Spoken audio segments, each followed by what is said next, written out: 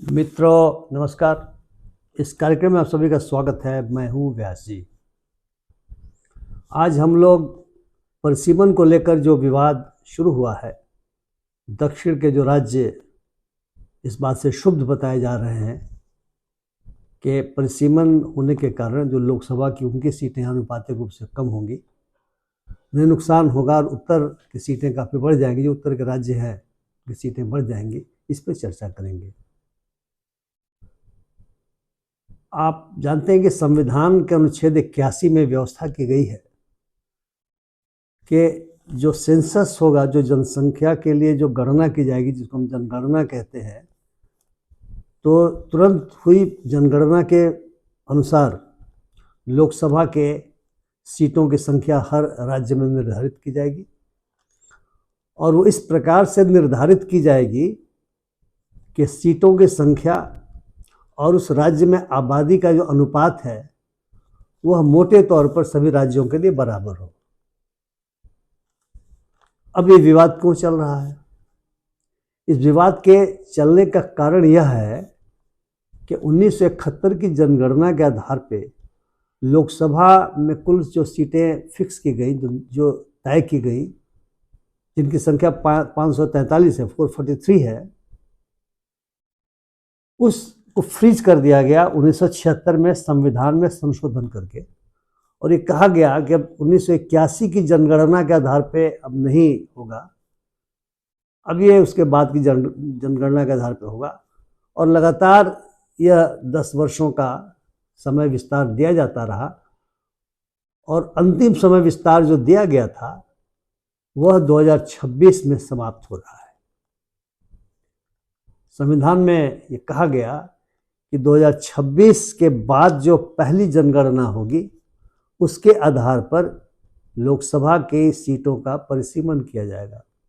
चूँकि 2021 की जनगणना नहीं हो पाई, अभी 2025 में भी वह जनगणना नहीं हो रही है, तो स्वाभाविक सी बात है कि अगर होगी तो 26 में ही होगी और उसके आंकड़े 26 के बाद आएंगे। तो संविधान के अनुसार इन्हीं आंकड़ों के आधार पर लोकसभा की सीटों का निर्धारण होगा। अब ये तो एक संवैधानिक प्रक्रिया है। विवाद क्यों हो रहा है?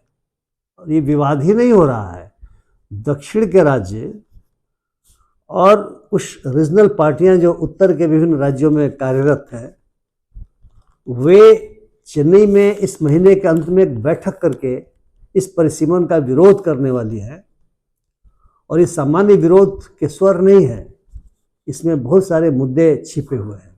कौन कौन से मुद्दे छिपे हुए, इस पर हम लोग चर्चा करेंगे।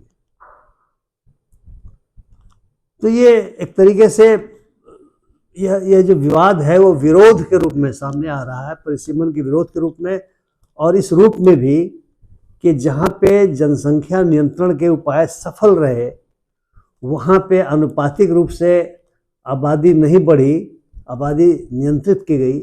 और जहाँ पे जनसंख्या संबंधी जो नीति रही, जो जनसंख्या को कम करने के जो उपाय रहे, वो फेल कर गया, असफल हो गए, खास करके उत्तर के राज्यों में, वहाँ पे सीटें बहुत ज़्यादा बढ़ जाएंगी।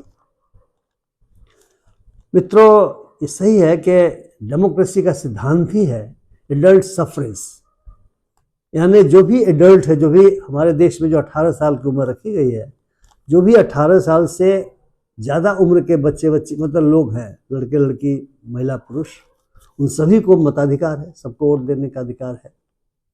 और डेमोक्रेसी तो government of the people, by the people, for the people चलने की बात परिभाषा के अंतर्गत ही मानी जाती है। इसलिए हमारे संविधान निर्माताओं ने काफ़ी सोच विचार करके प्रावधान रखा था। लेकिन यह भी सही है कि आबादी यदि अनियंत्रित गति से बढ़ती चली जाएगी या बढ़ती चली गई है तो उसका एक कुप्रभाव यह भी है कि देश में बेरोजगारी और महंगाई भी उससे बढ़ेगी। सप्लाई साइड इंटरवेंशन उस तरीके से नहीं बढ़ पाएगा। और परिवार के स्तर पर देखा जाए तो गरीबी का एक मूल कारण यह भी है, बच्चे ज़्यादा हो जाएंगे और खाने वाले, कहा जाता है कि मुंह ज़्यादा हो जाएगा और उस हिसाब से उत्पादन नहीं होगा, तो गरीबी का भी एक कारण माना जाता है। पॉवर्टी से इसको लिंक किया गया है। तो फिर जिन राज्यों ने बढ़िया काम करके जनसंख्या को नियंत्रित करने का प्रयास किया, जो टोटल फर्टिलिटी रेट है उसमें कमी लाई, जो बर्थ रेट में कमी लाई, बहुत सारे मेथड्स उसके इस्तेमाल किए गए, लोगों ने उसको स्वीकार भी किया।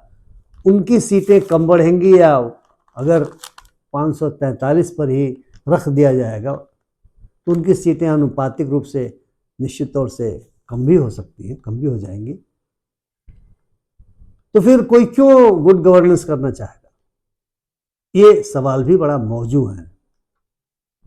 अभी सवाल में आने के पहले मैं आपको याद दिलाना चाहूँगा, जो लोग हमारी उम्र के हैं उन्हें तो शायद याद होगा, जो नहीं है उन्होंने पढ़ा होगा। 60 के दशक में 2 नारे बड़े प्रचलित थे। एक नारा था हम दो हमारे दो, और दूसरा था ग्रो मोर फूड या अधिक अन्न उपजाओ।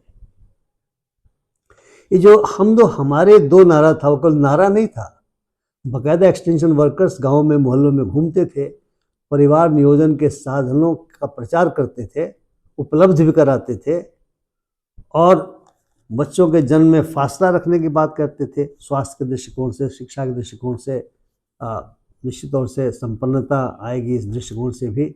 और स्त्रियों को समझाते थे, पुरुषों को समझाते थे। हमने तो देखा है, हमारे गांव में तो आते थे लोग, महिलाएं भी आती थी, पुरुष भी आते थे, जो एक्सटेंशन वर्कर्स थे, और वो समझाते थे। पोस्टरों में एक स्त्री एक पुरुष का चेहरा दिखाई देता था, उनके साथ 2 बच्चे दिखाई देते थे, और नाराबाद बना कि 2 बच्चे होते हैं अच्छे करके। ये चलता रहा मामला। और आप जानते हैं इमरजेंसी में तो बाकायदा ज़बरदस्ती नसबंदी भी की गई, और उसके कुपरिणाम भी हुए राजनीतिक स्तर पे। तो ये कोशिश की गई एक तरह से राष्ट्रीय नीति बना करके कि जनसंख्या को नियंत्रित किया जाए, और साथ साथ अधिक अन्न उपजाओ, ग्रो मोर फूड, क्योंकि यदि जनसंख्या बढ़ती है तो आबादी को खाने के लिए अनाज चाहिए। 50 के दशक में देश की आज़ादी के तुरंत बाद हमारे पास अनाज की उतनी व्यवस्था नहीं थी।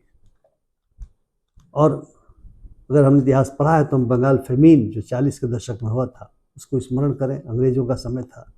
तो उस तरह की स्थिति थी कि हमारे पास खाने के लिए पर्याप्त अन्न नहीं था, और PL 480 के तहत हम अमेरिका से सड़ा हुआ गेहूँ मंगाते दिखाते थे।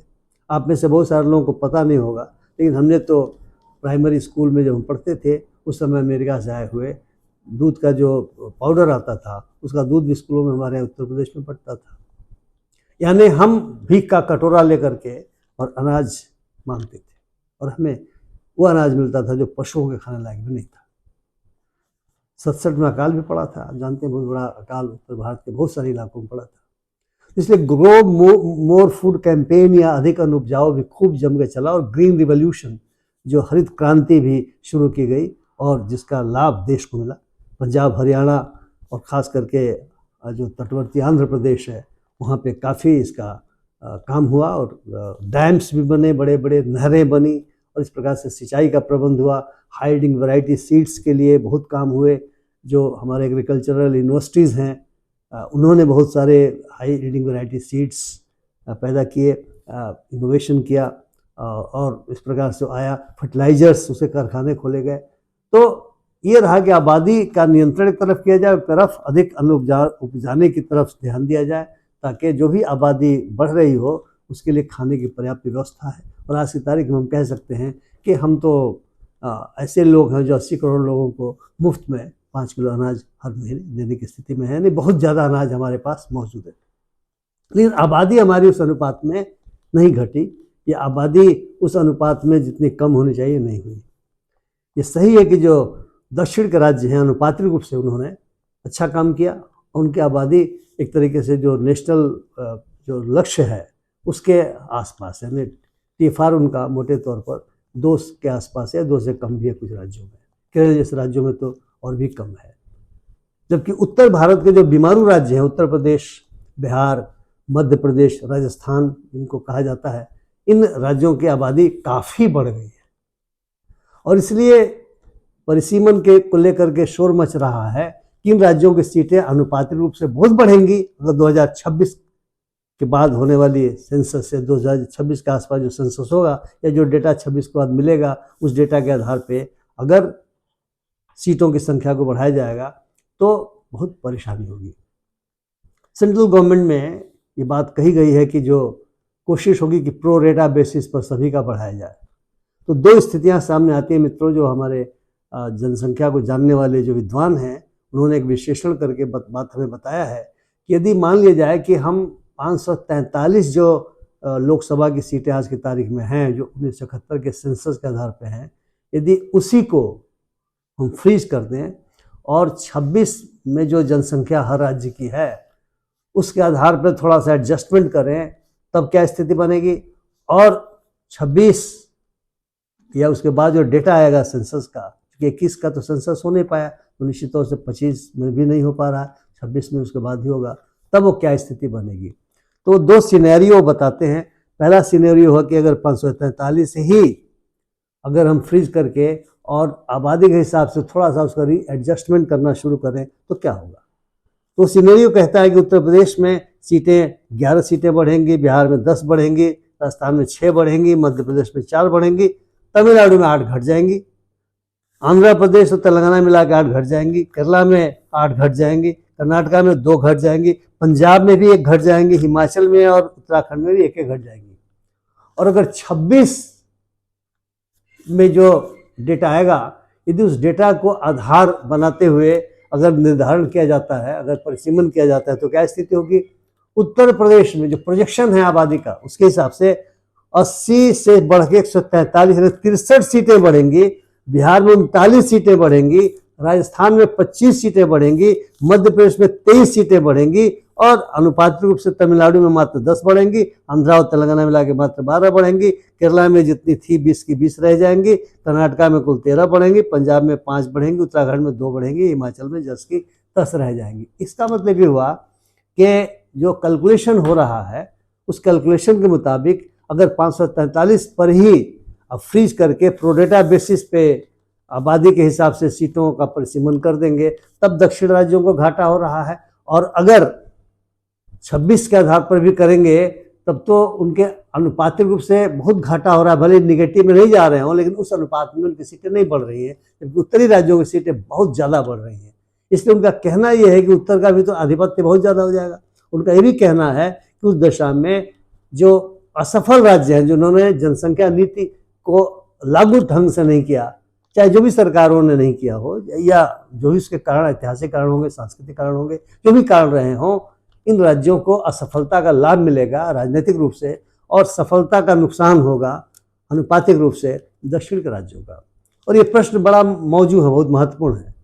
आबादी का प्रतिनिधित्व भी होना चाहिए, क्योंकि डेमोक्रेसी उसी का नाम है, लेकिन यह भी होना चाहिए कि जो उन्होंने सफल प्रयोग किए, जिन्होंने गवर्नेंस अच्छा किया, गुड गवर्नेंस किया, उनका नुकसान भी अनुपातिक रूप से नहीं होना चाहिए।